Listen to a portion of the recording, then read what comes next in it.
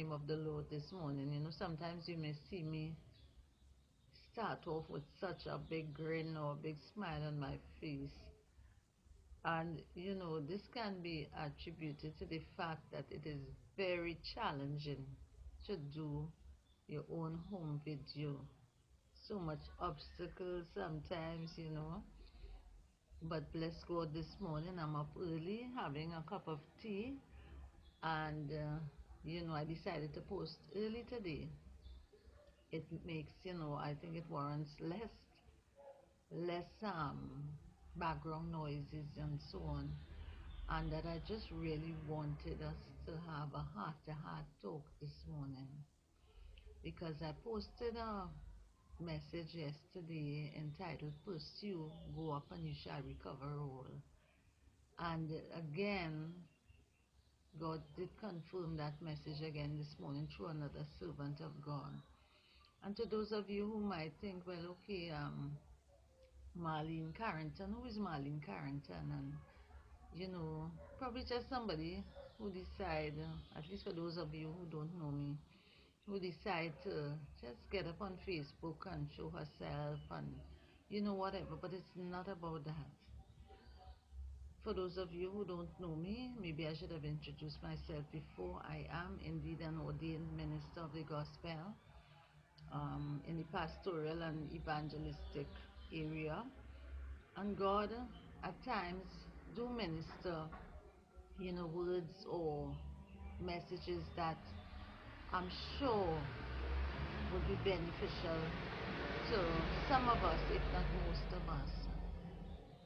So I thank you for those of you who have taken the time to view these posts. As I said, it's very challenging when you are new to this arena, and the Lord did inspire me to do such, that we need to occupy as the word says, till He come. And if I could, as the little song says, if I can help somebody as I pass along, then my living shall not be in vain.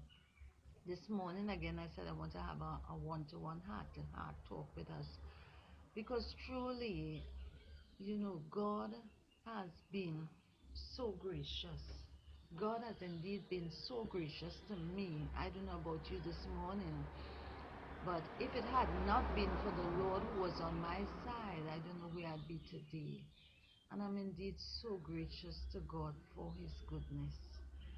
In Psalm 116, David, after, taking a retrospect or a look again over his life and all his challenges and all his situations and circumstances, came to the conclusion that God had been so great and gracious to him. That in verse 15, rather in verse 12, he says, what shall I render unto the Lord for all His benefits towards me? What shall I render? Have you ever taken the time to sit and to think about the goodness of God, truly His keeping power, His grace, and so many things that He have afforded us in this life? Have you ever truly sat and taken the time to just go over step by step? They say count your blessings, name them one by one, but can we truly count the amount of blessings and that God has afforded us through our years? No. The answer is no this morning to that. But David said, what shall I render unto God for all His benefits towards me? What can we truly render unto God?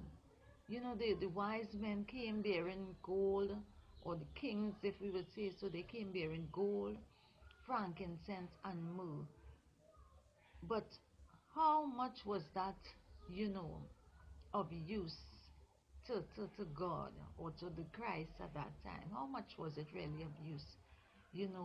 And we could bring all sorts of gifts before God, and we will still not be able to recompense Him for His grace and His love and His mercy towards us.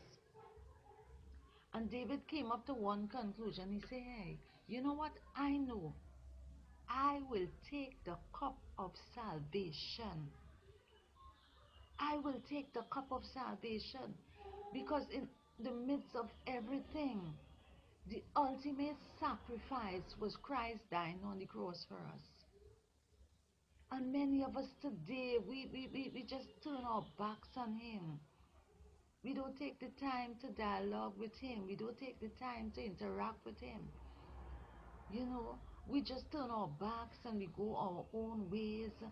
And we fail to recognize that if it had not been for the Lord, many of us would not be around at this time.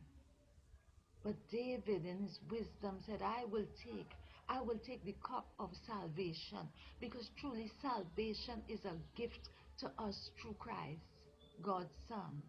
This morning, as I said, I want to talk to us on a heart-to-heart basis. Let's stop taking life for granted. Let's stop taking things for granted. Let's stop taking our health for granted and our day-to-day living for granted.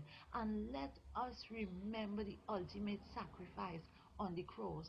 And let us take the cup of salvation this morning. It's a free gift. It's given to us by Christ through his death on the cross. Let us take the gift of salvation this morning and utilize it and be thankful for God so loving us that he gave his only begotten Son, that whosoever believeth in him should not perish but have eternal life. This morning, eternal life is only guaranteed through Christ this morning, the shedding of the blood, the remission of sins. So I encourage you this morning. I beseech you, those of you who listen, those of you who will take the time to listen, again I reiterate, this is not about me just sitting down and just babbling and talking off, This is about God's wisdom and inspiration for a time like this. May you be blessed this day. May you take up the cup of salvation, because gold, frankincense, and myrrh, and whatever we can give to God as an attribute this morning, I think will not be as beneficial to him as knowing that we are indeed grateful for his ultimate sacrifice. Bless your hearts this morning again. Bless your hearts and take the cup of salvation. That is my plea this morning. I love you. Continue to have a tremendous day. See you again on Monday, the Lord willing. Bless you.